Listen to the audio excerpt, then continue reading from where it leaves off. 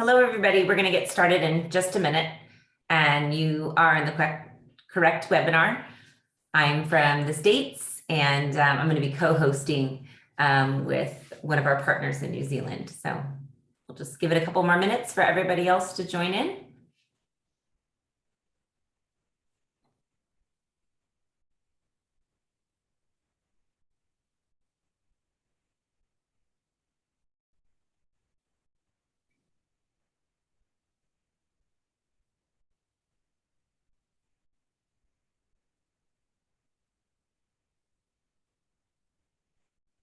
All right, we'll give it about 30 more seconds, and then we're going to go ahead and get started this evening. Or for me, it's the evening, I guess. For you, it's the afternoon.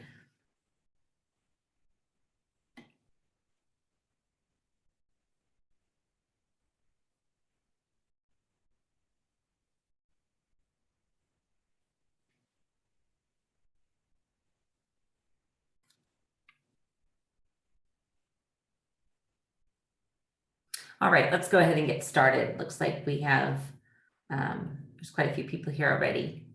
So welcome to our second webinar from Lexplore that's hosted in a series of 6 webinars, all of which have an assessment and literacy focus. And so we hope you can join us in the next few webinars that we have as well. We're so happy that you've joined us today to learn insights into research and ways to help students who are struggling to read, as well as those with dyslexia. But before we get started, let's go over a few housekeeping items.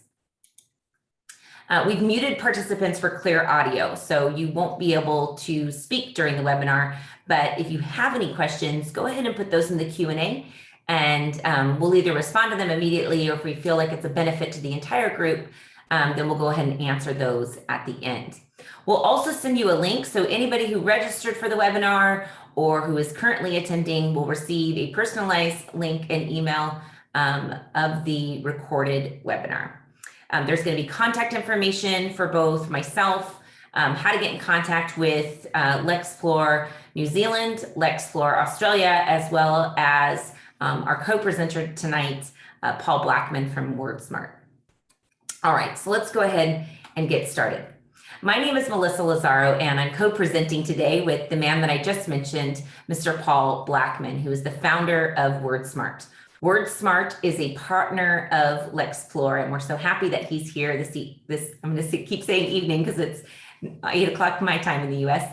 And so we'll hear from Paul in just a few minutes about the best support for students with dyslexia and a little bit about the Wordsmart app as well. So where do I come in? I run the US operations for Lexplore, and we began servicing schools and tutoring centers back in 2017. The company is actually a spinoff of the Karolinska Institute.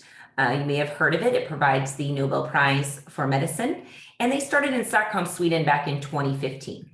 But the extensive research that has been done in the technology that we use, both utilizing eye tracking and AI, has been around for a very long time. In fact, it's based on 30 years of longitudinal research. In 4 short years here in the United States, I've seen tremendous growth. Lexplore really shows, the benefits of accurate and early assessment. With Lexplore, a teacher can quickly see all the reading abilities of students. So from those who are struggling the most to read, likely dyslexic, all the way to those that need to be challenged more. I'll share the unique power of Lexplore in just a few minutes. But I think it's also important for you to know why I joined Lexplore. Why in the world did I go from a company like Tesla, energy and cars, to a company that does reading assessment? Well, I have a personal motivation, our son. Our son has dyslexia and dysgraphia. Here's a sweet picture of him reading to my niece, which I thought would never happen. And the reason for that is because he was assessed every year since kindergarten in reading, year after year after year, in one of the best school districts in all of California, which is where I reside. And despite all of that assessment and incredible teachers, he was failed to be identified as having dyslexia, which meant that he didn't get the support that he needed to learn to effectively read until 4th grade. And when we think about a student and what they're asked to do day in and day out, just like we go to our jobs every day, they go to school every day for almost the same amount of time. And their only job is to go to school, to learn how to read, to learn, and to thrive as a child. And a student who struggles to read basically is showing up to their job every day feeling like they're failing. So you can understand the impacts that that would have on their social emotional well-being, on their mindset, having a growth mindset, feeling that they're capable of doing something. And so that early identification and using a powerful, accurate assessment, leveraging the technology that we have in 2021 is very critical for closing the literacy gap in every country, frankly. I knew I needed to be a part of this game-changing technology to support both students and teachers. Lexplore, as I mentioned, uses eye tracking and AI to assess reading in an automated way. We use the eye movements to reveal how the brain is processing language. So it's much more complicated than the slide that I'm showing you here. But I think the power of Lexplore comes in not only revealing the data points that you need to drive instruction, but to also have the recorded videos and visualizations of how a student is processing the text or the reading passage that they are reading. The other thing is that due to eye tracking technology, Lexplore is able to uniquely assess silent reading fluency. And it's the only company that can do that, at least that I'm aware of. So in 4 short years, it's been super exciting to be a part of this company and to see its growth and the tremendous benefits of Lexplore. You know, during the pandemic, schools in the US started to rethink all aspects of how curriculum and assessment would be done. And I'm sure it was similar in Australia as well as New Zealand. You know, how can we maximize the instruction time without creating an additional time burden on teachers and without creating an additional assessment burden on students? And so part of that rethinking meant what technology is out there? How can we do things differently? Things that we've done all the time, but how can we do it more effectively in support of students and teachers and frankly administrators, giving them high-level data to make resource decisions in terms of finance or even student support. So the real game changer, I think, for our customers here is that they immediately saw the benefit of the ease, the accuracy, and the speed at which Lexplore can do this. I'll go back to my work at Tesla. You know, Tesla took something that had been done for 100 years, making cars. And they had a goal to provide electric vehicles to the masses. That was their goal. Lexplore has done something similar with its disruptive technology. We've taken something that has been done relatively the same way for 100 years, like making cars, and we flipped it on its head and created a game-changing technology that needs to be in every single school across the globe. Coincidentally, the creative minds of those with dyslexia have created some of the most innovative products and companies in the world. And so Mr. Paul Blackman from Wordsmart is going to dig a little bit deeper into how the dyslexic mind works and how we can best support those students. So I'll go ahead and turn it over to Mr. Blackman. Thank you so much for joining us today. We really appreciate you being here and providing our audience with your expertise. So I'll turn off my camera so we can put all the focus on you. Thank you, Melissa. And I can echo everything you've said. I've been using Lexplore with schools in New Zealand for most of this year, and 100% will totally reinforce what you've reiterated. And it's a game changer in many, many ways. And the marriage between Wordsmart and Lexplore is a marriage made in heaven, in my mind. What we can do with Wordsmart is provide a basis for a really solid foundation in the very beginner readers. And we've actually proved it that we can take a child who's no reading at all and be able to read simple, small sentences and CBC words, which just means 3-letter words with a vowel in the middle, and get to the point where the marriage with Lexplore will be a magic one, because any students that haven't got to that level will be picked up. And effectively, you talk about Tesla being a game changer. Well, I reckon this marriage will be the same. We'll just reinforce what you've just said by giving the kids the opportunity to move on without the impediment that they feel they've got that because they're so different to the other students, we can pick them up really quickly at the level that Lexplore can measure them. So thank you for the opportunity. I'm honoured and absolutely thrilled and excited to be part of this whole process. Thank you. Can we move to the next slide, please?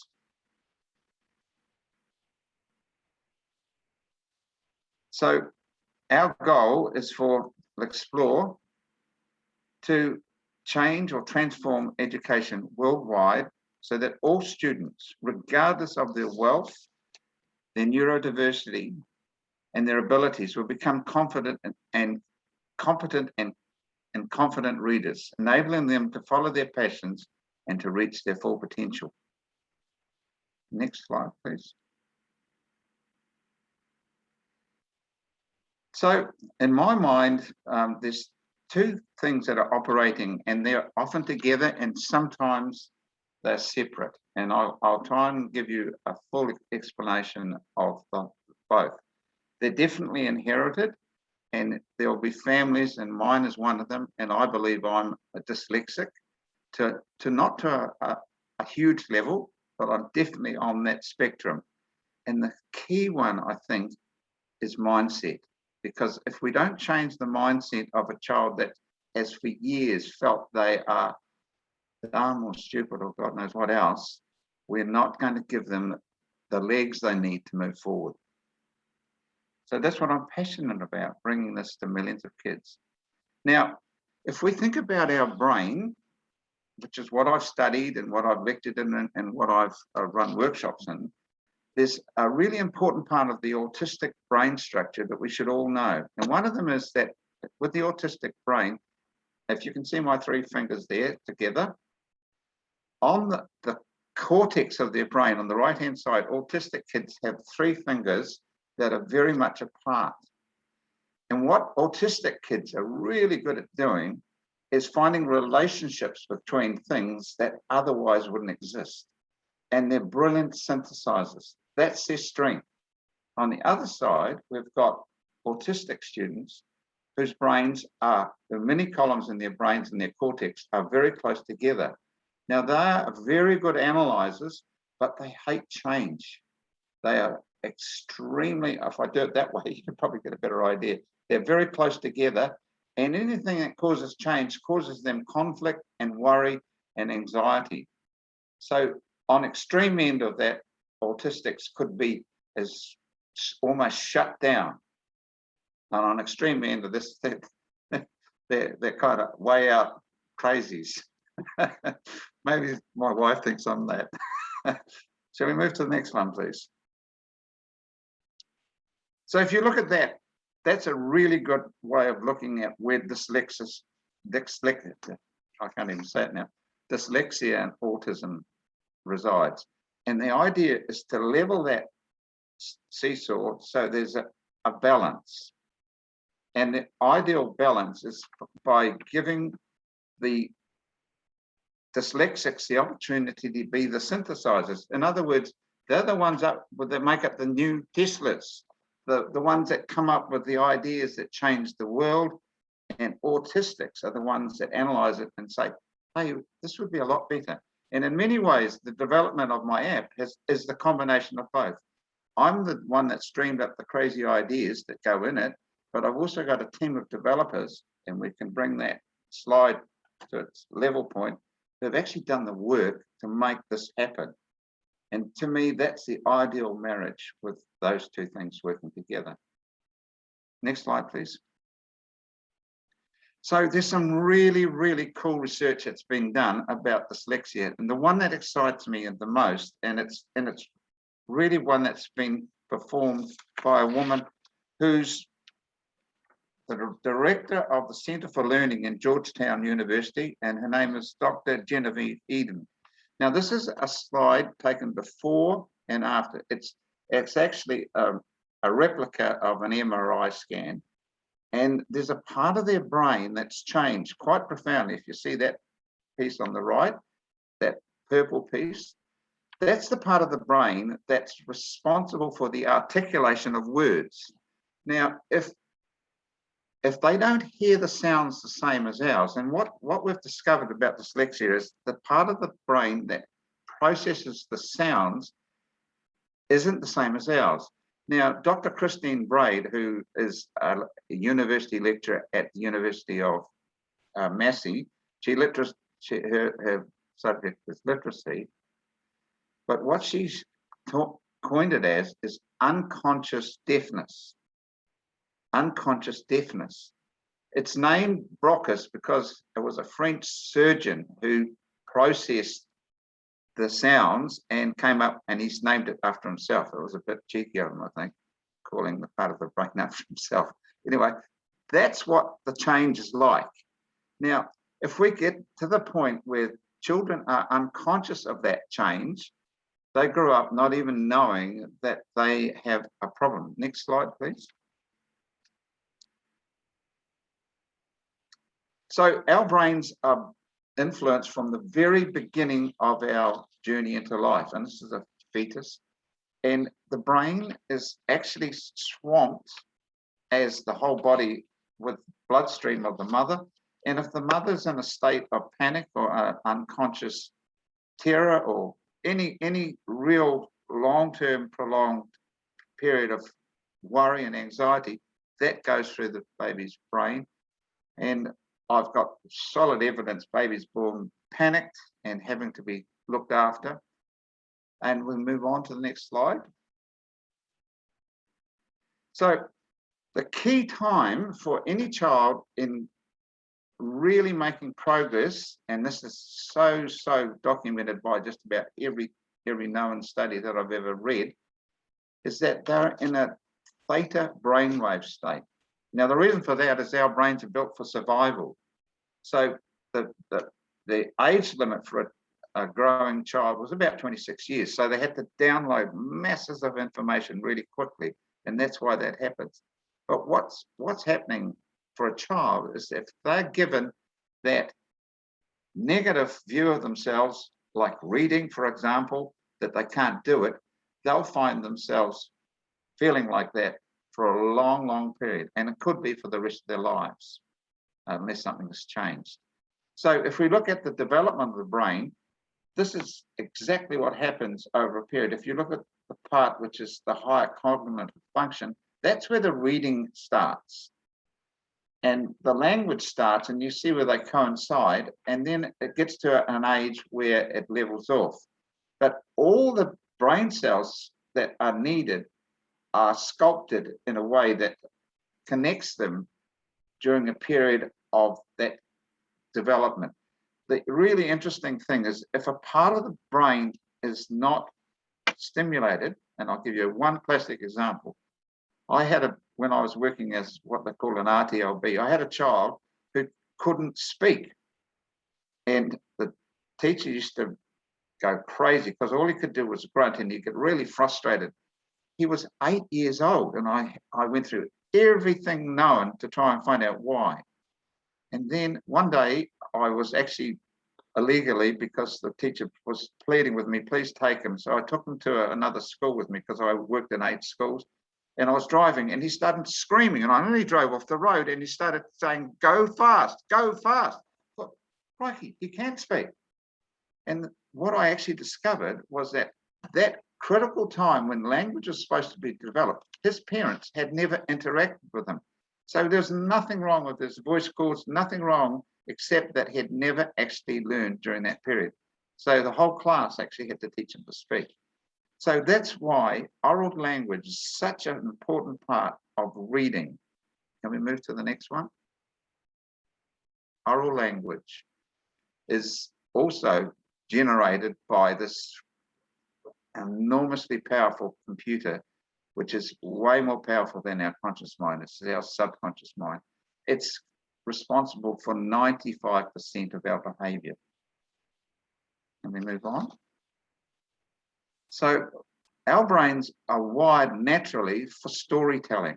Reading's a really complex process which involves whole different areas of our brain that are foreign to the way our brain is wired.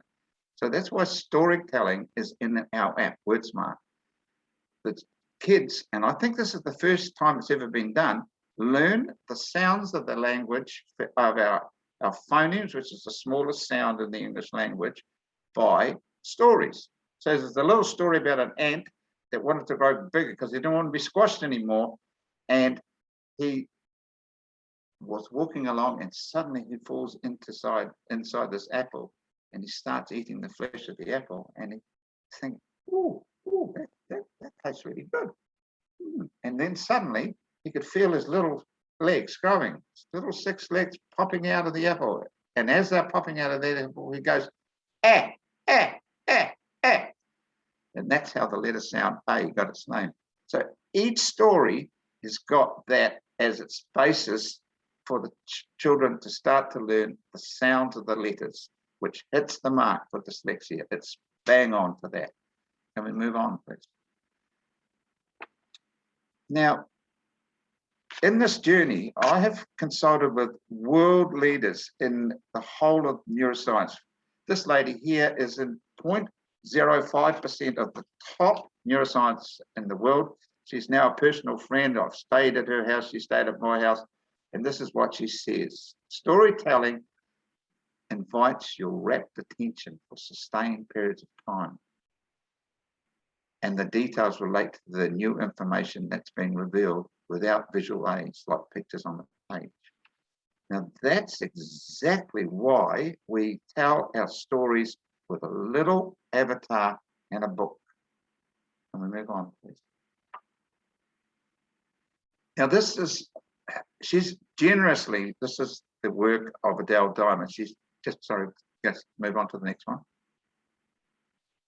Adele Diamond, this is her pictorial representation of her whole research. She's amazing. What she's come up with is 2 things in the working memory area, but a whole lot of other things which I could go on a great deal, but we won't have time for that. But the 2 things I want to mention is that verbal working memory, in my experience, is very weak and needs strengthening for kids with dyslexia, while visual spatial working memory is a really strong one. So there's 2 things that in our Wordsmart app, there's a lot more, but I'll just tell you the 2 that come to mind quickly. First of all, the oral stories, they just have a little book. Now, when I started working with kids at a school that I'll mention in a minute, the kids listening to those oral stories didn't hear a thing. And I said to them, hang on. There was just a whole story about an apple and what, you tell me you didn't hear anything?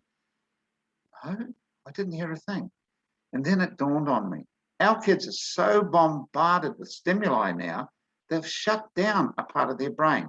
And for kids with dyslexia, that's even more worrying and more difficult. So the end result is, and I'll share this with you because the teacher of that class is still working with them. And this is 18 months down the track. She's saying the kids are more confident. They come out feeling happy and much, much better at the end of it. And she said they've got far more confidence and they all know the stories. Now that's just practice and repetition, and that's the key. Move on, please. So we have an amazing process which does 2 things. It uncovers the unconscious core beliefs that's stopping a child from learning, and it does it permanently. Now, this isn't anything I've done, but it's the process that I'm really wanting to emphasize. The process called NLP, which I've done training in, and which we can put online, and which will be part of Wordsmart's offering. Now, the red part is where the brain is engaged, and this was with the change process that was done 2 years ago, and it's still there. And that's what we do with students who have got dyslexia, or kids that aren't learning. It's a continuum, and it's really about making sure that their core belief goes along with that. Can I see the next one, please? So this is really saying the same thing, but it's the toxic beliefs that create the problem and make it difficult for kids to continue to learn unless we can change those quickly. And this is what I'm fortunately able to be able to do. And I can attest to that with the I won't say millions because we're nowhere close to millions, but tens and tens of kids that I've worked with over the years that I've managed to change that belief about their ability. Move on, please. So if we think of the human body as a skin-colored petri dish, and we're putting stem cells, and our body has got stem cells, if we think about it. Just to give an illustration, if you put a bone stem cell into a petri dish with a solution, a fat solution, within about 3 days, that whole petri dish will be full of bone cells. Now, if we think of our body, it's a similar thing. And if we fill our bodies with things like love, oxytocin, which is a powerful hormone that you get when you're looking into a baby's eyes and when you're feeling good. Vasopressin is a growth one. If we fill our kids with something that they feel passionate about, it's very similar to the petri dish. Their whole body becomes alive and feels like, hey, this is really cool. I'm on the right track with this. And so part of what we do with Wordsmart is find what they're passionate about. Can we move on, please? Now, there's a big thing in our country at the moment about playway and when it's best to teach kids. Now, it's got nothing to do with age. It's to do with their level of oral stories or oral ability. And there's a study done in the States where they took kids from a poor background and kids from a very wealthy background. And for 2.5 years, they recorded the words they knew. Now, the kids from the poor background had learned about 7 to 8 million words, and the kids from the wealthy background had learned over 30 million. So oral language is the key to starting kids learning to read. And what we've done is we've turned learning as a playful thing, but if you look at that diagram, it's got our outcomes in mind, and the scaffolding and the reasons for what we're doing is the constraints are there, but they're still playing. And in my view, there's no distinction between the two things. Can we move on, please? Now, this is really the aim of our whole reading program. It's for the children to become passionate about what they're doing and become self-regulated and happy adults. And reading becomes a vehicle for the children's personal development. They're the two smiliest people I could find. And that's what it's like when you're doing something that you're passionate about. Now, this diagram here is really just saying the same thing.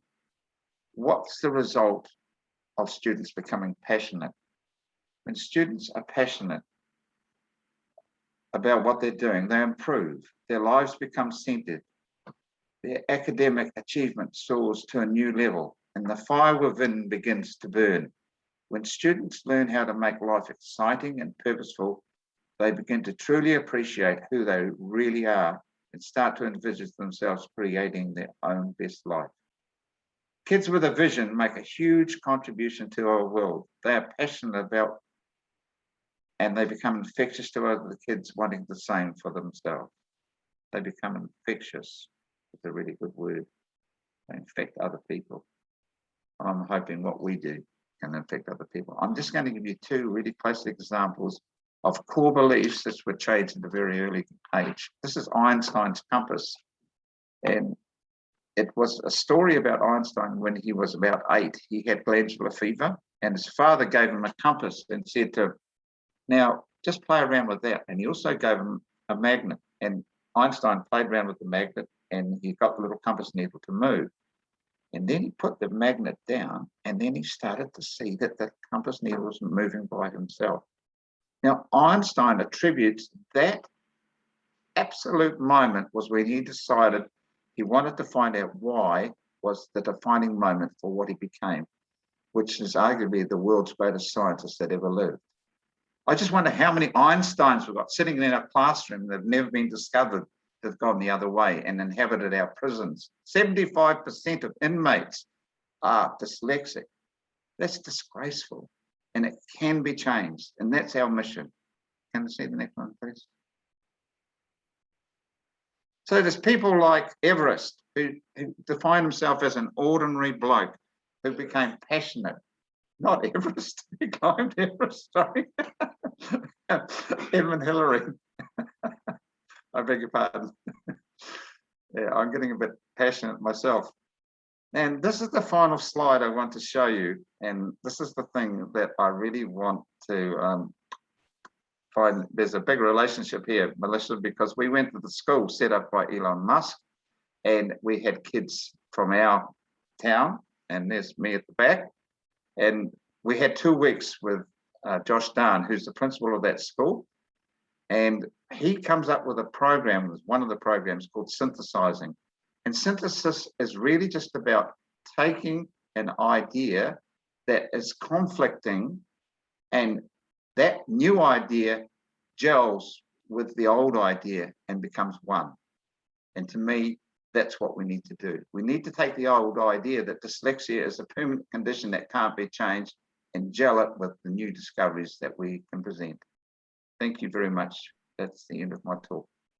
That was so wonderful, so great. And it's so exciting how it's all kind of looped together under the theme of innovation and passion and you know, the purpose behind what we both do, and this marriage of Lexplore and Wordsmart. For some reason, I can't see the Q&A, and I was wondering if maybe Tiffany Cherry, our moderator here from Lexplore, if you're able to see if there's any questions.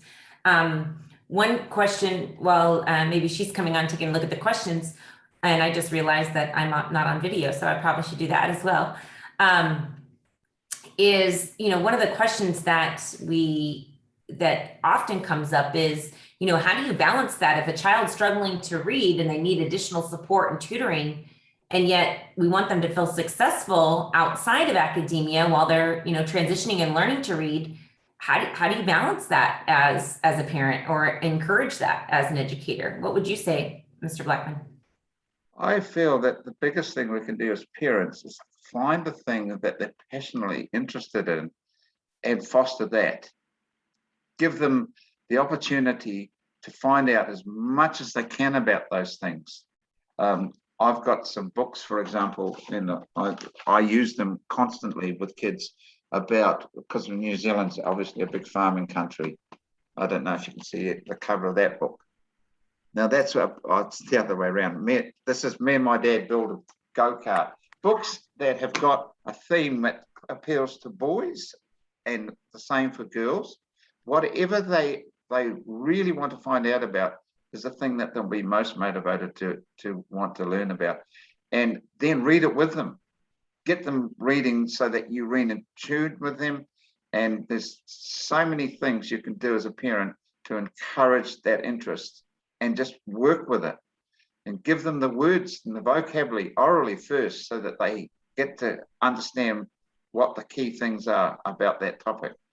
And I could give you so many examples of boys that sit in classrooms fidgeting because they are absolutely turned off, but you give them a machine or something that they want to get their mitts on, and you can't stop them. And then you give them the vocabulary to go with that. Thank you so much, Paul. And Melissa, I have a question for you, Paul, with regards to your decision to join with Lexplore as a partner, and how Lexplore is helping you with your Wordsmart app. That's a really good question. This is how I see it. I think if we can do this marriage, which I think it is, we start the absolute beginning of the children's school year with Wordsmart and get them to the level where they can actually be tested by Lexplore, because Lexplore needs them to be able to read simple sentences and CVC words. Now that's the level we can get them to, and a normal reader will fly past that. But then we can pick up the ones, if we test them straight after, we'll pick up the ones that need that extra help. That's the key for me, because when they get past that, then there's a lot more work to be done to undo that negative mindset that they've developed because they think they can't do it. And what's the feedback been, Paul, for people that you're delivering Lexplore to obviously in conjunction with Wordsmart in New Zealand? I've got numerous examples, but the overriding thing I hear from parents is my daughter is far more confident. She is happy to read now, where before it was like a bad pill that she had to take, she couldn't digest. And she's motivated to read. And those three things, I think, are the things that are the most important.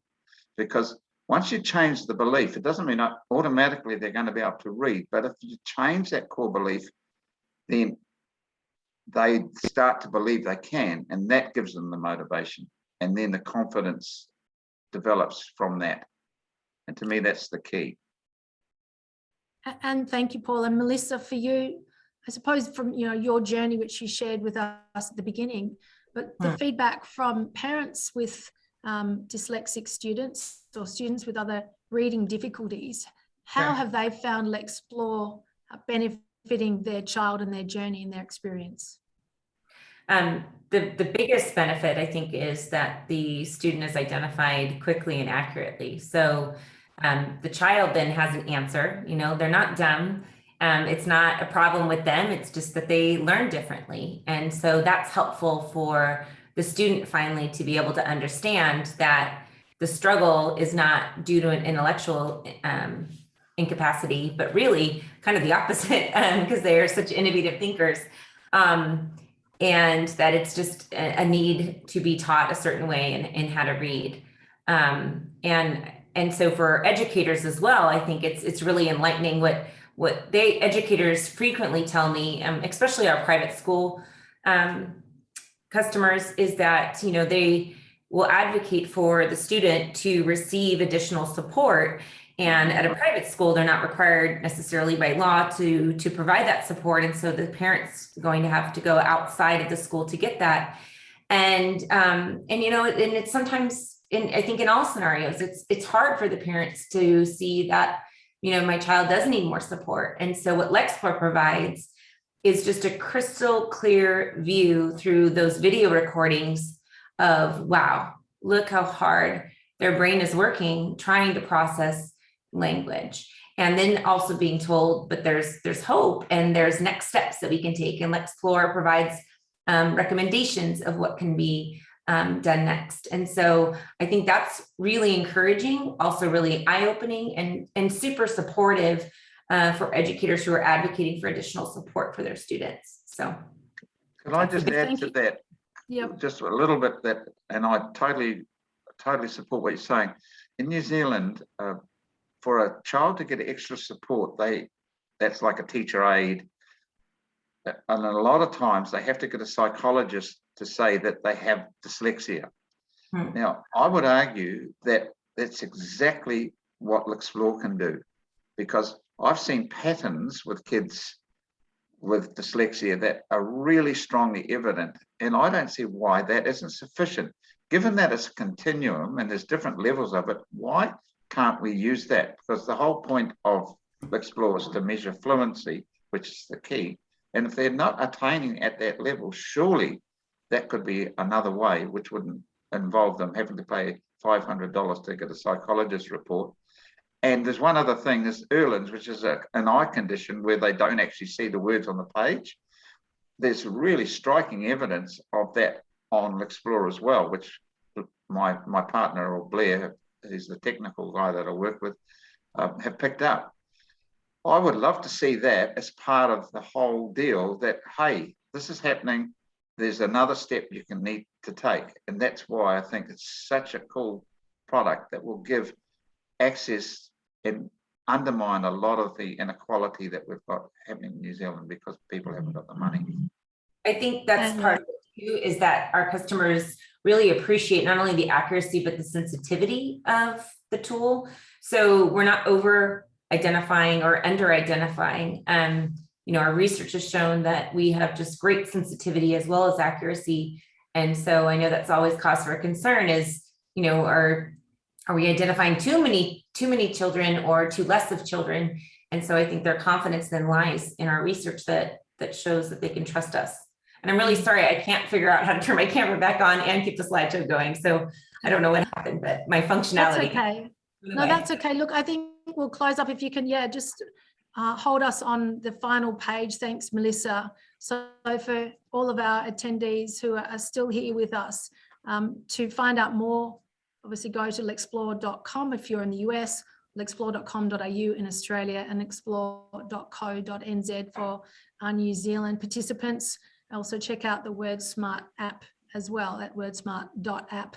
We will be sending out a recording of this webinar to all of our attendees and all of those who have registered. So if you have a friend who registered but couldn't attend, let them know that we'll be sending that out, and I will be connecting with everyone. And please feel free once again to drop us any questions or feedback that you may have. You can follow us through our social channels as well. So thank you once again to Paul Blackman, to Melissa Lazaro. You've been magnificent. We really appreciate your time. Thank you for hosting this webinar. And as Melissa said, this is the second of our series. So we will be holding another webinar next week on Wednesday, and information will go out shortly. But for now, thank you, everyone. Good night to you, Melissa, and good afternoon to everyone else. Thank you. Goodbye.